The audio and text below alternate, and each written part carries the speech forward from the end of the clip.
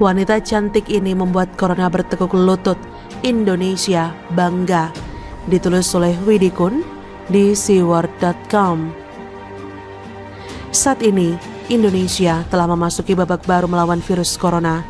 Sejak metode penyembuhan menggunakan metode vaksinasi pasif, terapi plasma konvalesen, di Indonesia diinisiasi oleh seorang Serikandi berbakat dari Indonesia, seorang ahli genetika dan biologi molekuler, Dr. Teresia Monika Raharjo, Dr. SPAN KIJ MSI. Perjuangan melawan pandemi corona berhasil menemui seberkas titik terang. Sebelum berlanjut, jangan lupa untuk subscribe channel Tokoh Politik, nyalakan loncengnya agar Anda yang pertama mendapat informasi terbaru dari kami. Metode yang digunakan Dokmo, begitu beliau biasa dipanggil, menggunakan antibodi dari pasien yang sebelumnya telah sembuh dari virus corona dan digunakan untuk melawan virus yang ada pada pasien lain. Tingkat keberhasilan metode ini dapat dikatakan sangat tinggi. Dari hasil pengujian metode ini baik di dalam dan luar negeri kepada pasien positif COVID-19, semua berhasil sembuh. Tak tanggung-tanggung, metode yang digunakan Dokmo dan tim ini tidak hanya sebatas ide, bahkan prosedur tetap penanganan virus COVID-19 menggunakan terapi plasma konvalesen atau TPK sudah dikeluarkan beberapa waktu yang lalu dan siap dilaksanakan oleh seluruh praktisi kesehatan di seluruh Indonesia, bahkan di seluruh dunia. Metode ini memang bukan metode baru, bahkan metode ini telah ditemukan sekitar 100 tahun yang lalu.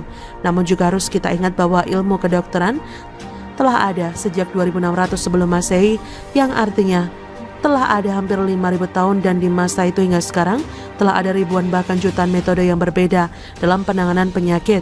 Bagaimana memilih satu dari metode itu yang tepat? Mungkin diperlukan gelar sebanyak yang dimiliki Dokmo, dan yang paling penting memiliki dedikasi, militansi pada dunia kesehatan dan rasa kemanusiaan yang tinggi. Saya termasuk penggemar berat Dokmo ini. Pertama kali saya melihat beliau tampil di acara Aiman Kompas TV beberapa waktu yang lalu dengan figur seperti Mona Lisa dengan suara yang agak cempreng dan tampil tanpa listrik, tidak melunturkan kecantikan sejatinya. Begitu mendengar beliau berbicara mengenai terapi plasma, saya tahu betul bahwa ini orang sangat pintar. Dan yang paling membuat saya kagum dengan sosok Dokmo ini adalah perjuangan yang membuat metode TPK ini dapat diterima sehingga akhirnya dipakai secara nasional. Puncak perjuangannya adalah ketika beliau memutuskan untuk menyurati presiden setelah sebelumnya mentok berkoordinasi dengan berbagai pihak.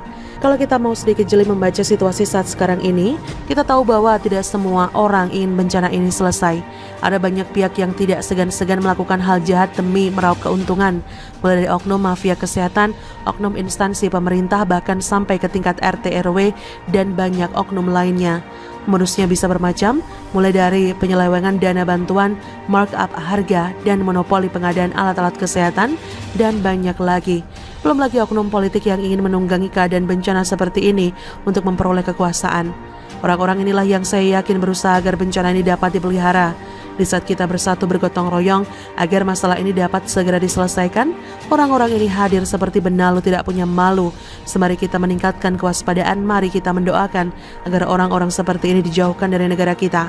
Saya membayangkan apabila metode TPK ini sudah bisa dilaksanakan secara sempurna di Indonesia, teori herd immunity di mana manusia dipaksa membentuk kekebalan tubuh alami dapat dilakukan dengan tingkat kematian sangat minimum karena pasien yang rentan dapat disembuhkan dengan TPK.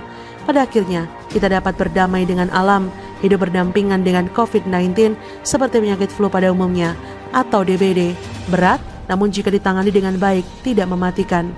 Bersama dengan tulisan ini saya ingin mengajak pembaca sekalian untuk bersama-sama mengawal kegiatan penanganan wabah ini dengan cara disiplin diri sesuai dengan yang dianjurkan pemerintah. Beberapa dari kita mungkin termasuk yang mampu bertahan dari konsekuensi kebijakan PSBB misalnya. Tapi banyak di luar sana orang-orang yang hampir kehabisan darah dan nafas akibat kebijakan ini.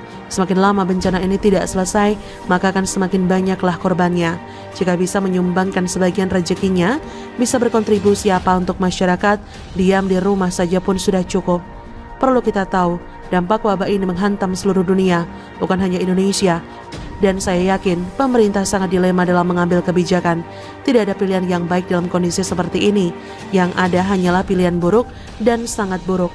Kritik membangun sangat baik disampaikan, namun di situasi darurat seperti sekarang ini, kontribusi nyata lebih diperlukan alih-alih nyinyir. Sekali lagi, saya mendoakan semua program terapi plasma yang diinisiasi Dokmo DKK dapat berjalan dengan lancar dan dapat dilakukan di seluruh pelosok tanah air. Indonesia bangga dengan perjuanganmu. Bagaimana menurut Anda? Terima kasih sudah menyaksikan channel Tokoh Politik.